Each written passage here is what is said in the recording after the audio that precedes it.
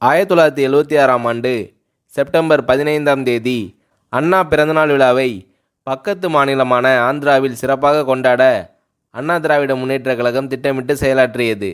அன்று ஆந்திர மாநிலம் சென்ற எம்ஜிஆர் நாள் முழுவதும் சுற்றுப்பயணம் செய்து கொடியேற்றி வைத்துவிட்டு இரவு சித்தூர் நகரில் நடைபெற்ற மாபெரும் பொதுக்கூட்டத்தில் பங்கேற்று பேசினார்.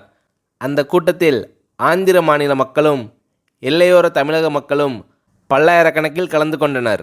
அண்ணா திராவிட முன்னேற்றக் கழகத்தின் கிளைகளை ஆந்திரா, கர்நாடகா, மகாராஷ்டிரா, கேரளா, டெல்லி, அந்தமான் தீவு, அண்டை நாடான இலங்கை உள்ளிட்ட பகுதிகளிலும் தொடங்கி அங்கெல்லாம் கட்சி நிகழ்ச்சிகள் சிறப்பாக நடைபெற்று வந்தன. குறிப்பாக இலங்கை நாட்டில் அண்ணா திராவிட முன்னேற்றக் கழகத்துக்கு தனியாக ஒரு பொதுச் செயலாளர் இலங்கை ஏ நயினார் என்பவர் நியமிக்கப்பட்டு அங்கும் கட்சி நடவடிக்கைகள் உத்வேகமாக செயல்பட்டன. இது தவிர மாலத்தீவு, மலேசியா, சிங்கப்பூர், கனடா ஆகிய நாடுகளில் செயல்பட்ட எம்ஜிஆர் மன்றங்களும் அண்ணா திராவிட முன்னேற்றக் கழகத்தின் கிளைகளாக மாற்றப்பட்டன.